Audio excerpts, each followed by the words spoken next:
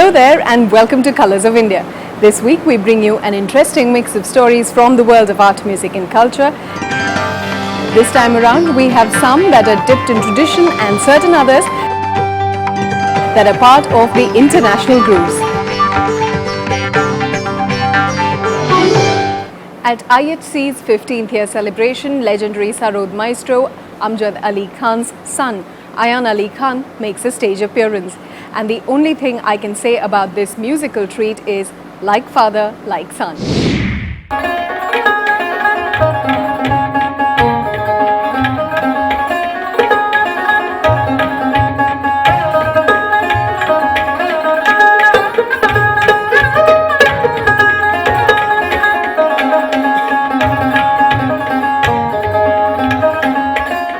Music is a sadhana, they say. One has to fully immerse their heart and soul to be able to deliver the same. As Ayan Ali Khan took center stage, the flawless music that flowed from his sarod was proof enough for his extreme dedication towards his music.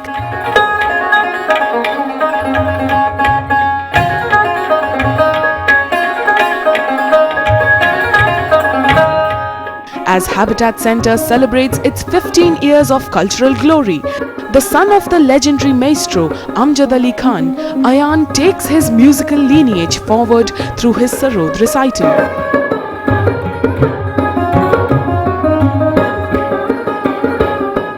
There's no better way to celebrate any celebration than through music. Of course, it does add a lot as to whose son or disciple you are. But eventually what matters is what you're doing up there, because music can't really lie. So, every day is a new day. Every concert is the first concert. So you have to never ever take any moment for granted, any concert for granted, or any music lover or listener for granted. So as long as you keep a reality check on yourself and don't take yourself too seriously, I think you're pretty okay.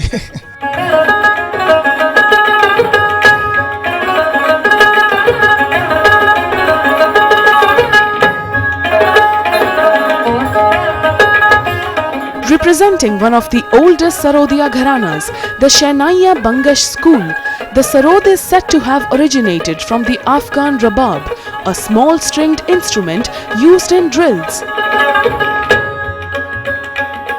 About 200 years ago, Ustad Bandegi Khan Bangash, a rabab player from Afghanistan, introduced the instrument to the courts of Indian kings. Influenced by the classical tones of the other Indian instruments, the rabab soon developed into the sarod with the inclusion of the metallic fingerboard and sympathetic strings.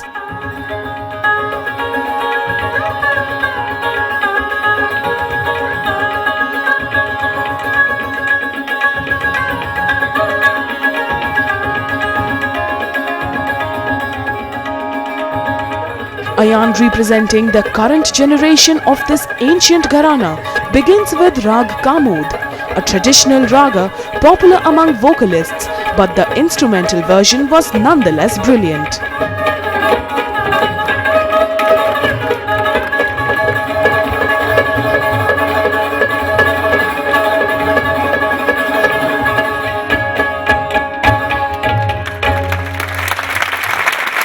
It's always good to watch maestros, the confidence with which they do their job, and he's such a known name, and he carries this legacy. So it was not something that could be mixed. Special mention of IHC, kudos to them that they carry on this dhara, this parampara, this legacy in Delhi, relentlessly. And the best part is this program is free. So that adage that good things don't come free is not correct. For this, most nice programs at IHC, most of such concerts at IHC is free, and that is so important for artists like this to reach out to the masses.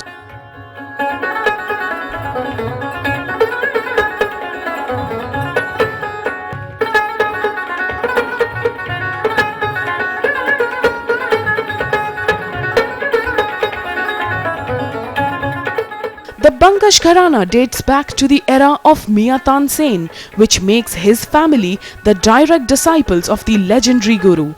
As a tribute to his grandfather, Ustad Hafiz Ali Khan, Ayan presented a mesmerizing raga remembering the Guru of his father.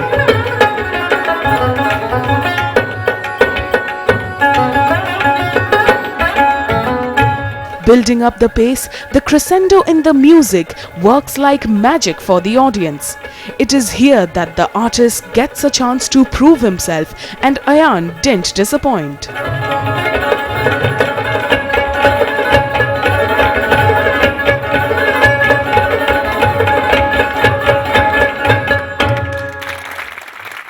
I don't believe a lot of next generation is as good as the previous one, but this one actually bowled me over. I mean, totally rocking. Very nice performance.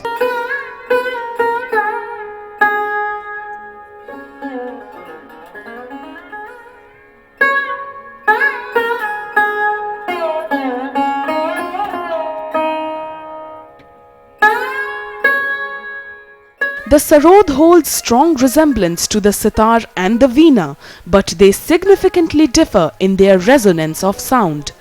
Evolved with time, the instrument now reverberates with a sweet tonal quality. As Ayan plays a piece on Rag Shubha Kalyan, one cannot but marvel the audacious heights of the music.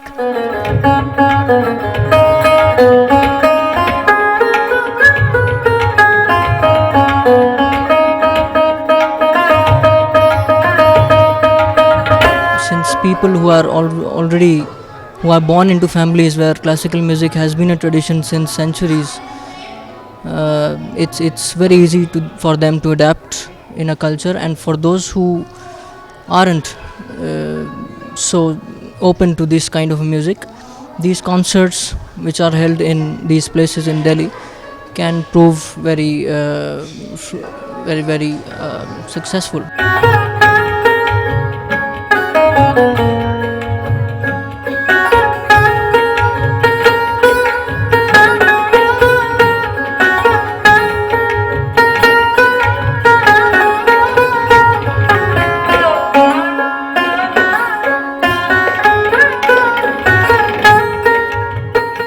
Maintaining the grammar of the music, he performed in the traditional style, accompanied with the tabla and the tanpura. His sarod recital was indeed the best for celebrating glorious years of culture.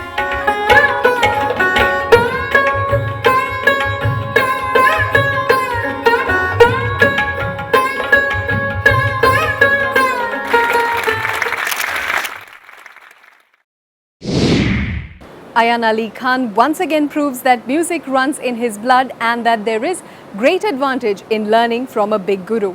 Well, it is now time for us to go on our first break. I will see you on the other side in a jiffy. Coming up, an insight into Lord Krishna's life and grooves on Salsa.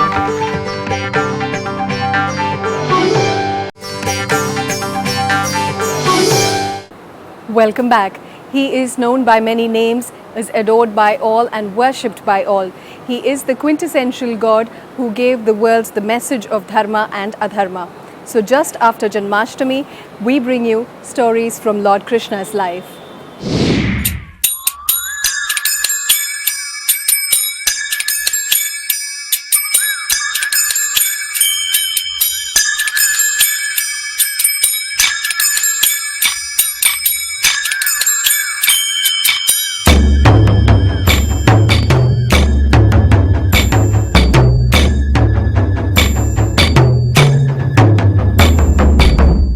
It is that time of the season again when the rain gods shower their blessings and the birth of the divine entity is heralded.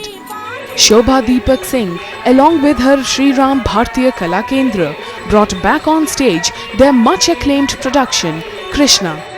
Since 36 years, the dance drama exploring the many facets of Lord Krishna's life comes alive during this time with the message of hope and enveloping the people with gaiety.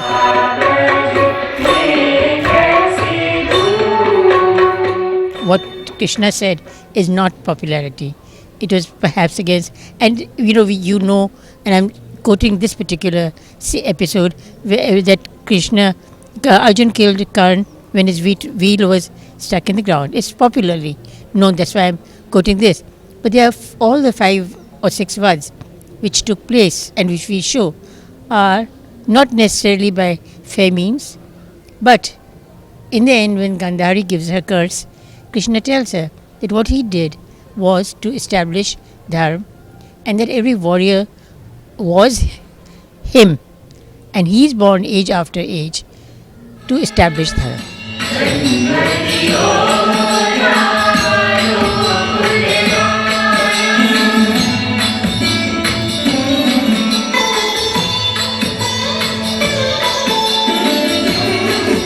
The birth of Lord Krishna is always looked upon as an awe-inspiring phenomenon, due to which the stories of the little Lord are admired by one and all.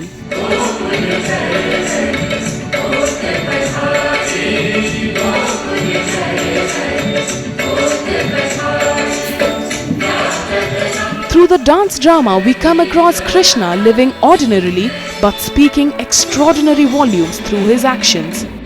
The Putana Vadha, where little Krishna sucks out the life from this demon, is one of those episodes which prove his divinity.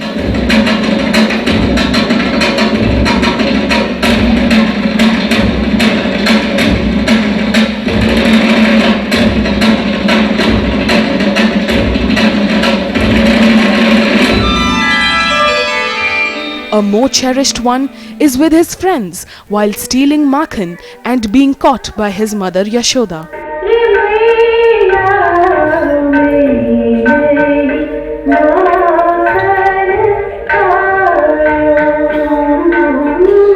There were many episodes where you feel really totally moved and touched. It's a story that every Indian knows, but the way they present it, with music, with dance, with tremendous degree of action and histrionics, we feel it was a very special evening.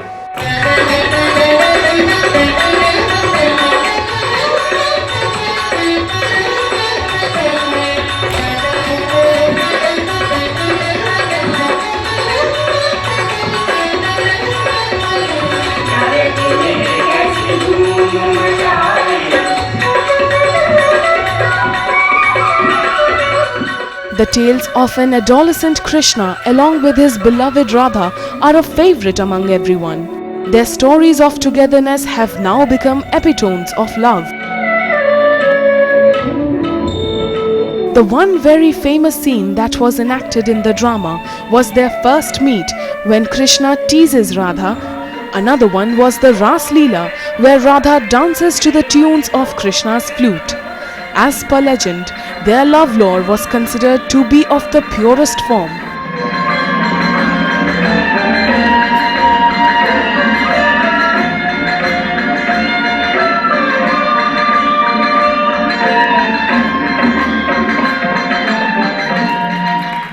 I was really impressed by how well they've preserved the Indian culture, because I see we're losing it a lot now, and I myself have learned classical dance, so it was amazing to see that come alive, and I felt like dancing again with them.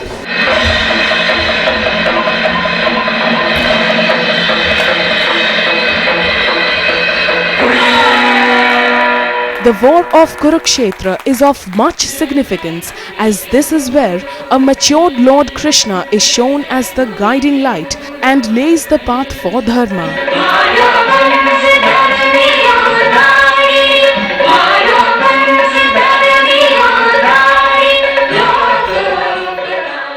As the 8th incarnation of Lord Vishnu, his powers are revealed here the most. As the scene of the epic dice game is enacted, Krishna here is revealed as the savior of Draupadi. Playing the role of Arjuna's Sarathi, Krishna is also portrayed as the wise advisor who preaches to do the right thing. Finally, to end the battle, Krishna reveals his true self as the mighty Vishnu.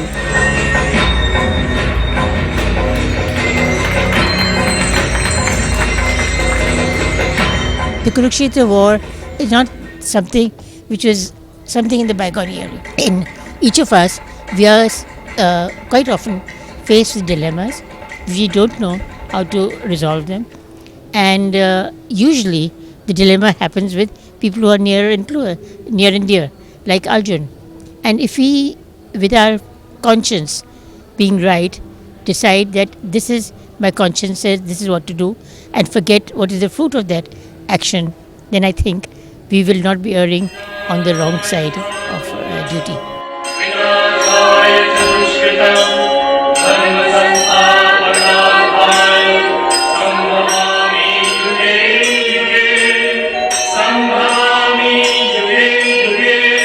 The evolution of the Lord from the notorious child to an iconic hero, all was depicted effortlessly through the choreography.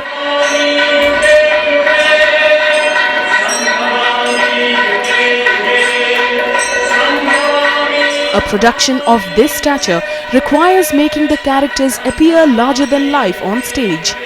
Keeping the costumes bright and the makeup elaborate, Shobha Deepak Singh refashioned the entire epic.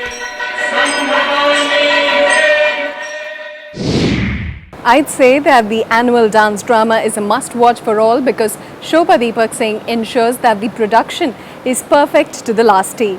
Now it's time for us to go on another short break here, but I will see you on the other side in a minute. Coming up, Colombia's spicy cultural export, Salsa.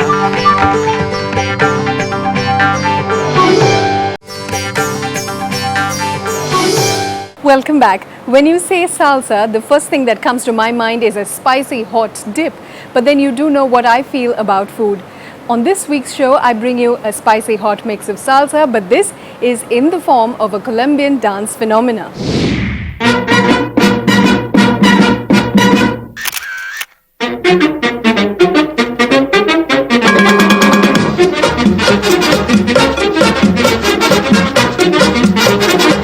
Scintillating, dazzling, euphoric and absolutely entertaining.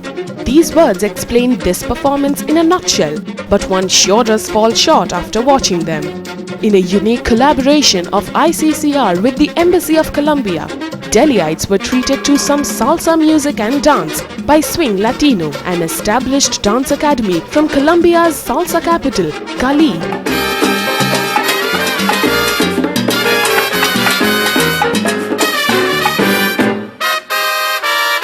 This group of talented dancers is what makes Swing Latino number one.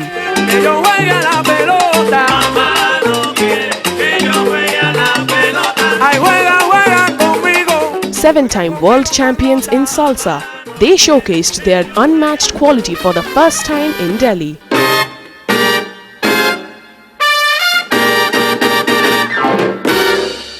Colombia and India are both powerful nations in culture. India because it's a very long time civilization in a recent national format after independence. And Colombia because it's the Mexican nation in Colombia is an extraordinary kaleidoscope of ethnical groups and influences. It's not exactly that the culture is very similar, the culture is different, but the feelings that come from the soul in presence of the arts expression are very similar in the peoples of India and Colombia. Latin music and dance originates from Cuba. The blending of African drum rhythms and Spanish guitar evolved into a variety of Latin rhythms like son cubano, the root of salsa. Founded in the 1990s by director, dancer and choreographer Luis Eduardo Hernandez, or more fondly known as El Mulato.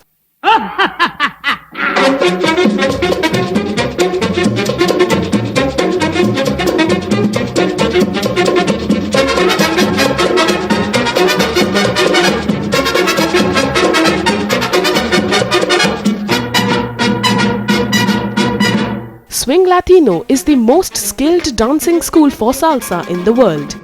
The image of the authentic Calino dance style is their hallmark, which makes them stand apart. With stupendously quick footwork incorporated with vigorous body movement, they began with Colombian or Cali style of salsa.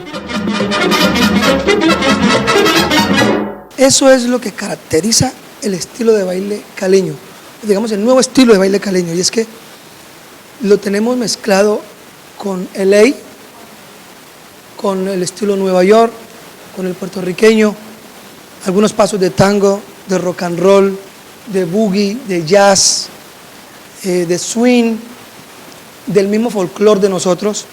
Y esto es lo que hace que sea tan rico este estilo de baile, y sobre todo porque también bailamos con todos los instrumentos de la orquesta. Tratamos de coger todos los cortes, y otra cosa que hace muy particular el estilo de baile caleño es la velocidad de sus pies. Eso no lo tiene ningún bailarín en el globo terráqueo. I get a fever that's so hot, baby, me fever. When you kiss me, fever when you... Kicking it off in Kali style, their repertoire wasn't just limited to one pattern. Their performance was a mixture of Spanish, Italian, New York and Los Angeles style of salsa.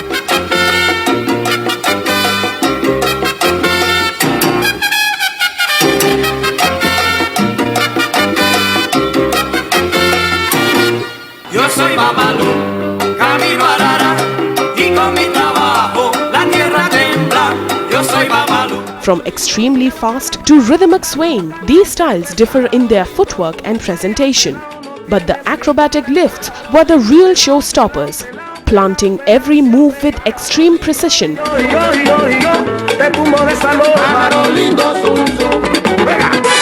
They proved that trust and timing is key in salsa.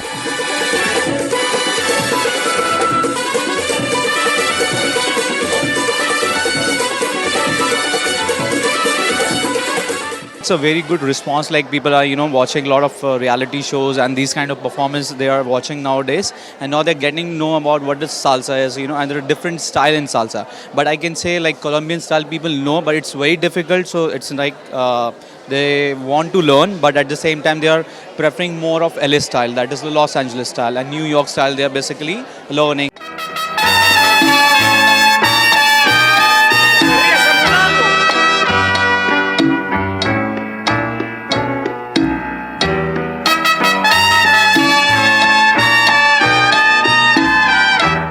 As the king has a late entry, so did Swing Latino's choreographer Luis Eduardo. Creating a mafia attitude, the group presented a dance-off where the teacher showed off some of his own skills.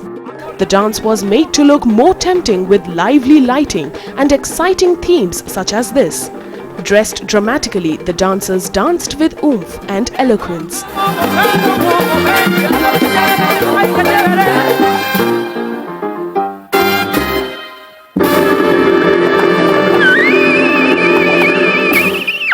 They dance really well. Their dance is so energetic and they dance so fast and you can't catch their actions they do. That's awesome. It was awesome. They never get tired. They just dance and dance. They never get tired. I like their steppings. They just tap so much. They tap a lot and I love that.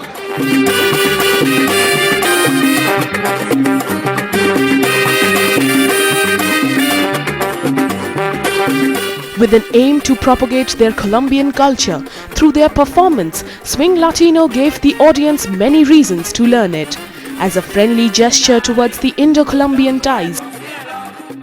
In the end, the group invited audience members to come on stage and swing along with them.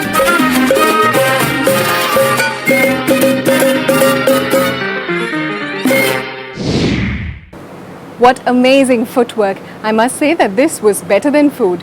That's all we have for you on this week's episode of Colors of India. But remember to write to us through our Facebook page. I must also add that Colors of India has been a great journey, but like all travels, even this must come to an end.